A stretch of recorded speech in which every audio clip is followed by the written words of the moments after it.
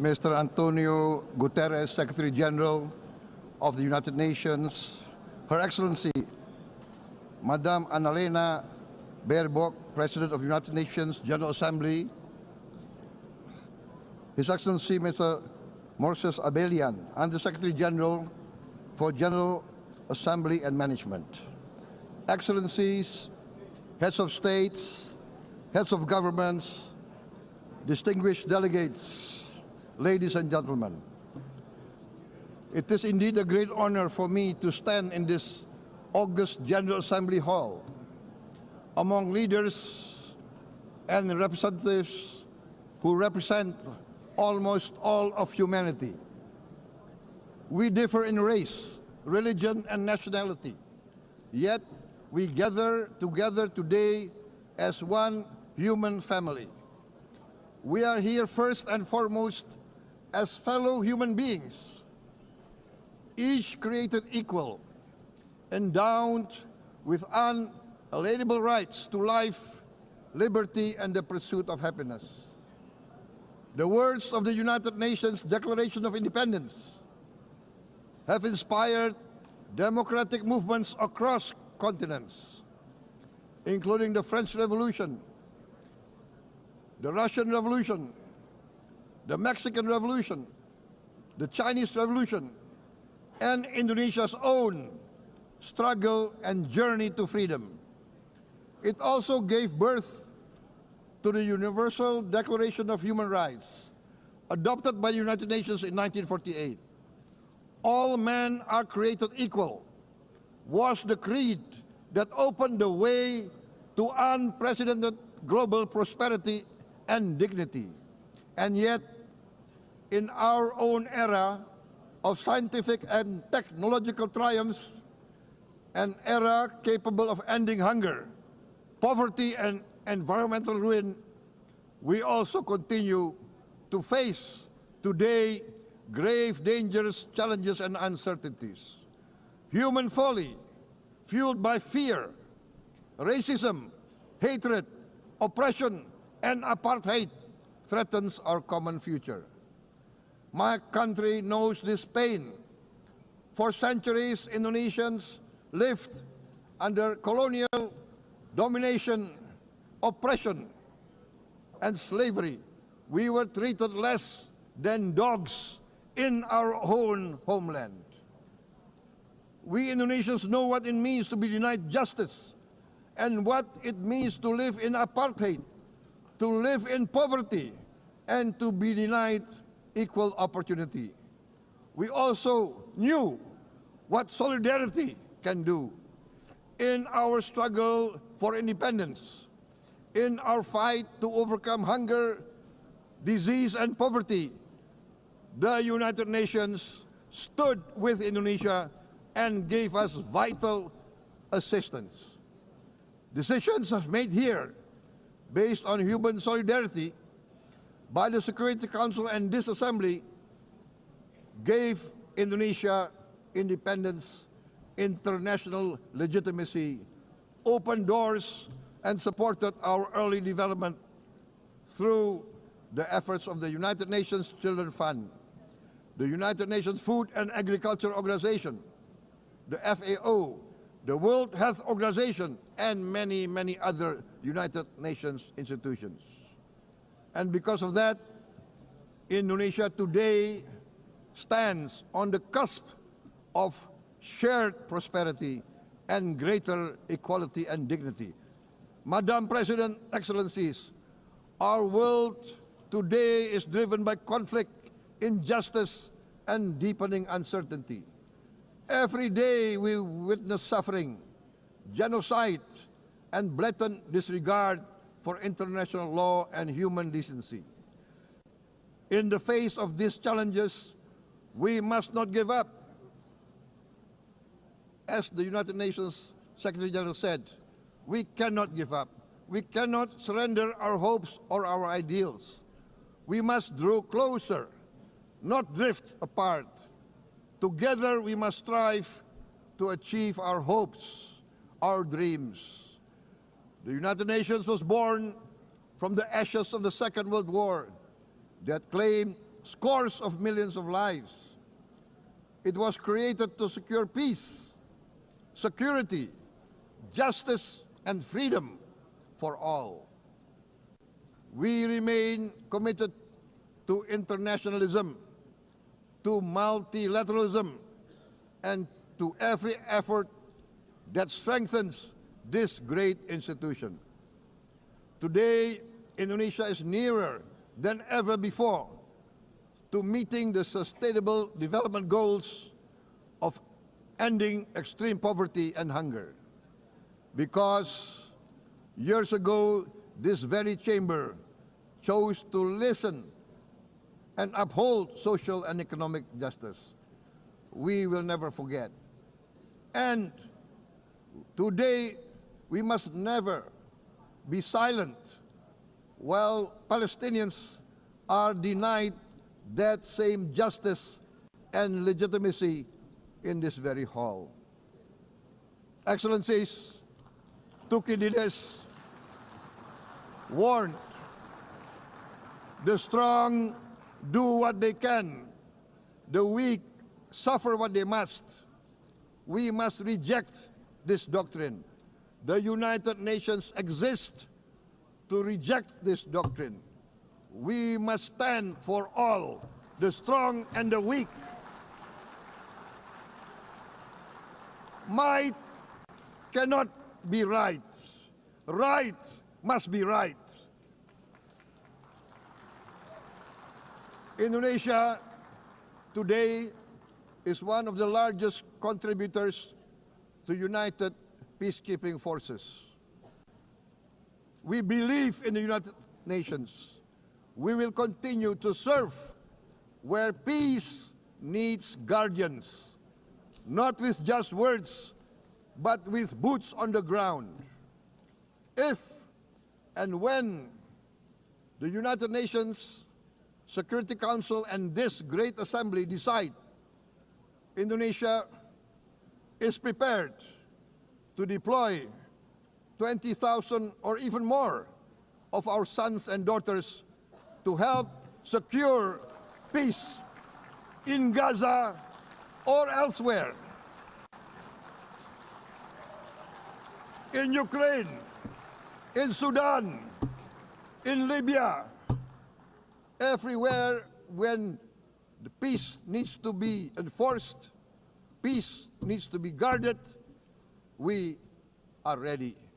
We will take our share of the burden, not only with our sons and daughters, we are also willing to contribute financially to support the great mission to achieve peace by the United Nations.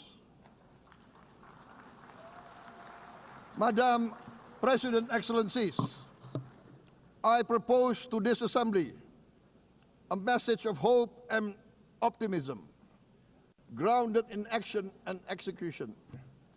Today, we heard the speech of Madam President, the President of the United Nations General Assembly. Yes, it is true what she said. Without the International Civil Aviation Organization, will we be here today? Will we sit in this great hall? Without the United Nations, we cannot be safe. No country can feel secure. We need the United Nations, and Indonesia will continue to support the United Nations.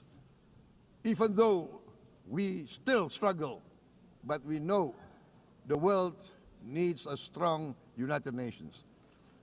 The world's population is growing. Our planet is under strain. Food, energy, and water insecurity haunt many nations. We choose to answer these challenges directly at home and to help abroad wherever we can. This year, Indonesia recorded the highest rice production and grain reserves in our history.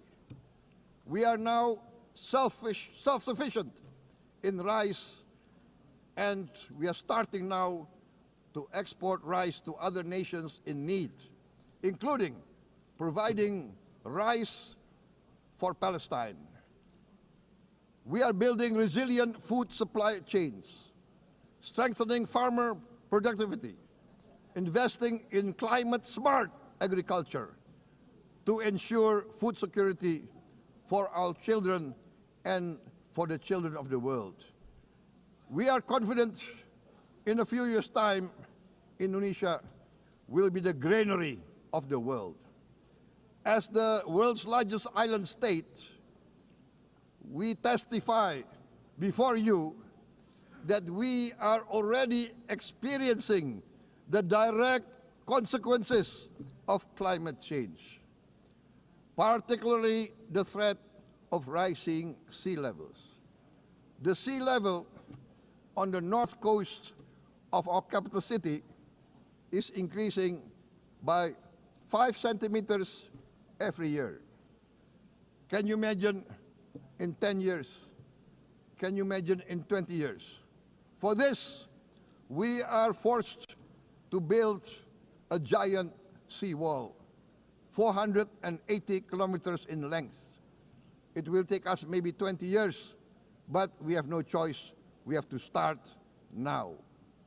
Therefore, we choose to confront climate change not by slogans, but by immediate steps. We are committed to meeting our 2015 Paris Agreement obligations. We aim to achieve net zero emission by 2060, and we are very confident we can achieve net zero emission much earlier. We aim to reforest more than 12 million hectares of degraded forest, to reduce forest degradation, to empower local communities with quality green jobs for the future. Indonesia is shifting decisively from fossil fuel-based development towards renewable-based development. From next year, most of our additional power generation capacity will come from renewables. Our goal is clear: to lift all of our citizens out of poverty and make Indonesia a hub for solutions to food, energy, and water security. Madam President, Excellencies, we live in a time when hatred and violence can seem to be the loudest voices. But beneath this loud noise lies a quieter truth, that every person longs to be safe, to be respected, to be loved, and to leave a better world to their children. Our children are watching. They are learning leadership not from textbook, but from our choices. Today, still, a catastrophic situation in Gaza is unfolding before our eyes. At this very moment, the innocent are crying for help, are crying to be saved. Who will save them? Who will save the innocent? Who will save the old and women? Millions are facing danger at this very moment. As we sit here, they are facing trauma. They are facing irreparable damage to their bodies. They are dying of starvation. Can we remain silent? Will there be no answer to their screams? Will we teach them that the human family can rise to the challenge? Madam President, we must act now. Many speakers have said that. We must stand for a multilateral order where peace, prosperity, and progress are not the privilege of a few, but the right of all. With a strong United Nations, we can build a world where the weak do not suffer what they must, but live the justice that they deserve.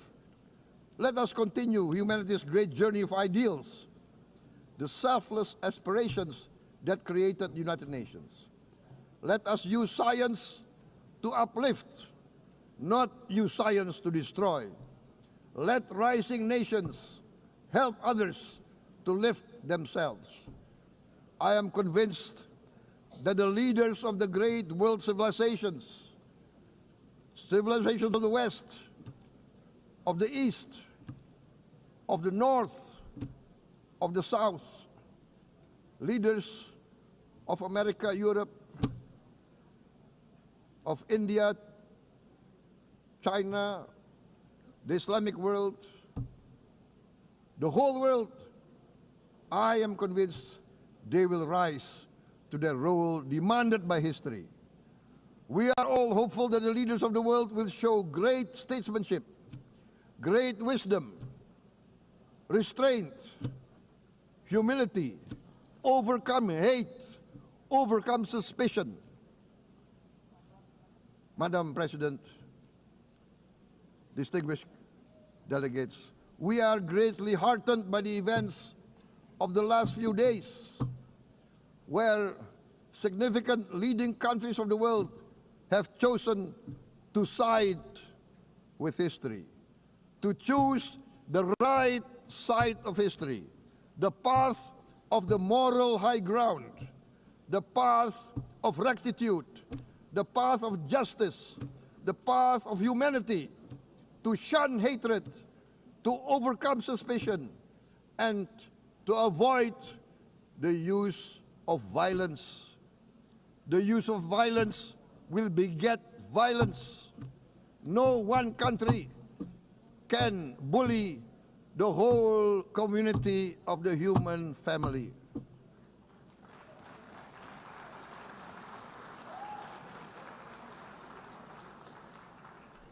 We may be weak individually, but the sense of oppression, the sense of injustice has proven in the history of mankind that this sense of injustice, this sense of oppression will unite into a strong force that will overcome this oppression, that will overcome this injustice. To close, I would like to reiterate again Indonesia's complete support for the two-state solution in Palestine. We must have an independent Palestine, but we must also recognize, we must also respect, and we must also guarantee the safety and security of Israel. Only then we can have real peace, and no longer hate and no longer suspicion. The only solution is this two-state solution. Two descendants of Abraham must live in reconciliation, peace, and harmony. Arabs, Jews, Muslims, Christians, Hindus, Buddhists, all religions, we must live as one human family. Indonesia is committed to being part of making this vision a reality. Is this a dream? Maybe, but this is the beautiful dream that we must work together towards. Let us work towards this noble goal. Let us continue humanity's journey of hope, a journey started by our forefathers, a journey that we must complete. Thank you. Wassalamualaikum warahmatullahi wabarakatuh.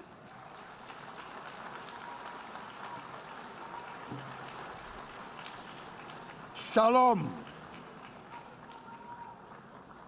Om Santi, Santi, Santi Om. Namo Buddhaya. Thank you very much. May God bless us all.